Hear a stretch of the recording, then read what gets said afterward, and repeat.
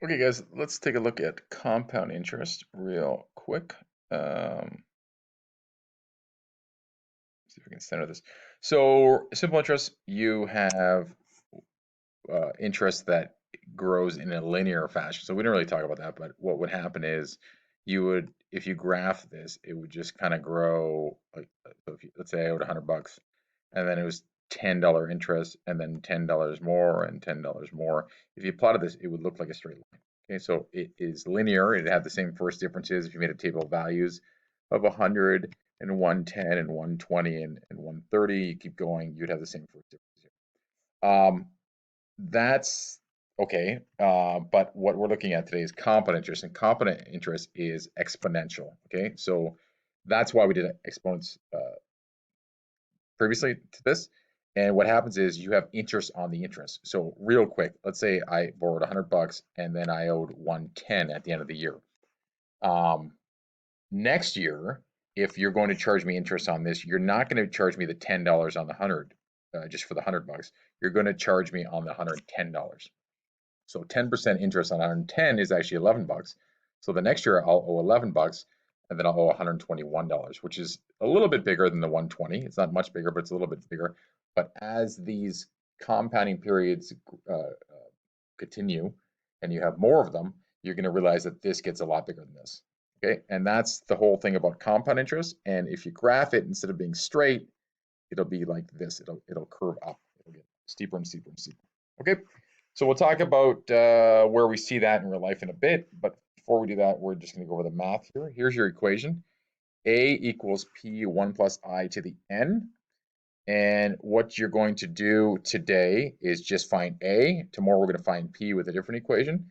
And what you do is just write APIN, and we'll do a couple examples, and we'll get back to that in a second. Now, the one thing we're going to do, I'm going to do the first one, I'm going to ignore this, but one thing that is going to make this a little bit more difficult is you have to do what we call modify based on, so these are your modifiers, and that's based on how often the interest is compounded. So let me explain how that works. If I have a 2-year loan and the interest is compounded annually at 10%, which is way more than you would get, but let's just keep it at 10. Okay. What's going to happen is at the end of the first year, you get charged 10%. At the end of the second year, you get charged 10%. But in reality, things don't get compounded um, annually. You might have a bank account that compounds daily. Other things might compound a lot more frequently, or more frequently than yearly. Okay, and these are the time periods they can compound semi-annually, quarterly. This one we won't do. Monthly, where's monthly? It's not even in here. Monthly is 12 times a year. Okay, so let's put monthly here. Bi-weekly, which is really common now, 26 times a year. That's quite common because people get paid bi-weekly usually now. You get paid every 2 weeks, and a lot of your payments will go out every 2 weeks. So, for example, my car payments go out every 2 weeks. I try to match them up. I get money in my bank account, and then it goes out every 2 weeks also. Okay, so that's bi-weekly. Weekly is 52 times a year, and daily is 365 times a year. So back to this, let's say that we're just keep it real simple. Let's go with semi-annually. Okay, so instead of getting 10% per year, you're going to, instead of going once a year, you're going to compound twice a year.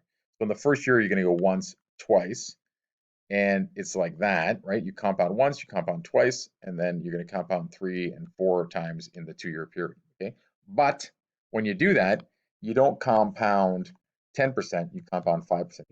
5% here, 5% here, 5% here, 5% here. Okay, so it's the same sort of thing as 10% per year, but what you'll realize is the more often you compound, because you get interest on the interest, the more often you compound, the higher the number will be. Okay, so what we have to do is modify, and to modify, we look for these words semi-annually, quarterly, blah, blah, blah, blah, blah, and then we have to divide the interest rate by that amount of times, and then we have to multiply the compounding period by that amount of times. So for example, let's look at an example here. Let's pretend let's just look at quarterly here, okay? If we were looking at quarterly, and I said you're getting 1.75% quarterly, well, there's your 0.0175, but you're going to divide that by 4 and get this little tiny number here. But the thing is, if you get that quarterly, and let's say we do that for 5 years quarterly, you're not going to get 5 quarterly interest compounds of that amount. You're going to get 5 times 4, which is 20. Okay, so we'll do some examples. If that confuses you, you'll be all right with this. It's not that bad. Let's start off with this one here. Example number 1 is quarterly. So back to this one. Actually, you know what? Let's do example number 3 first. Okay. So jump to 3 because it's annually, and then we'll go back to 1 after. Okay. So if you look at example number 3, it says you're getting 12.6% per year. Okay, so some of these numbers are way off what you normally get, but let's kind of ignore that for now. We'll talk more about banks and interest rates next unit. So if you have $2,000 in 8 years later, what's it worth today? Okay, so what you want to do is find out the amount. That's the future amount. And you write APIN down like this, and then you just fill in the blanks. So 2,000 is how much you borrow. Okay, the interest rate is 12.6, which is 0.126, and the number of years is 7. I scratched this out because just bear with me on this for a second. Okay, so because it's annually, we don't do any of this stuff here. Okay, I'm not going to confuse you with this. So you just write down PIN, then you take these numbers and you jam them into this formula. Okay, so 2,000 times 1 point and then whatever this is. Okay, so you add 1 to that, 1.126, and to the power of 7. In your calculator, if you write 2,000 times 1.126 to the power of, like XY button, 7, it equals, you'll get this number here. Okay, round to 2 decimals, and that's the amount. Okay, so that's a basic question like this.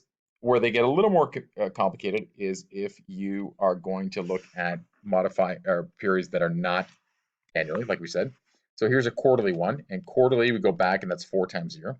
What you're going to do is you're going to go back here, and you're borrowing $500, so that's your P, and your I is 3%, and your number of years is 3 years, so that's this 3 and that's this 3.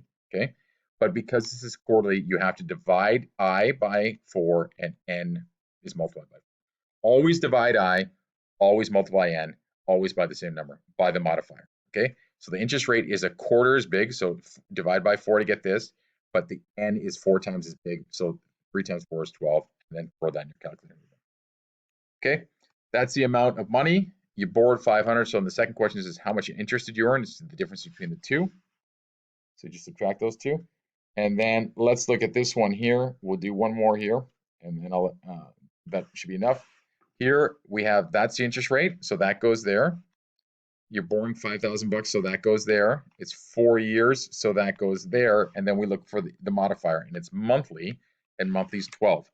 So you divide this by 12 and you multiply this by 12. Miss Smart likes to leave this in here as a fraction. You can put it as a decimal. So if you go ahead and you take this number and divide it by 12, just grab my calculator to do that right here. I have no problem with you doing that. The only thing is your answers might be slightly different, but that's okay. And you should get 0.00454. Take that and add that, so 1.00454 to the power of 48, because 4 times 12 is 48. Throw that into a calculator and you get that. Okay, that's compounding periods. And that's fine. Sorry, that's finding the amount. Tomorrow we find the principal. Okay, so do those questions. They're all about the same. Okay, they're all very similar. Try the other ones, and it's not too difficult. Okay, take care.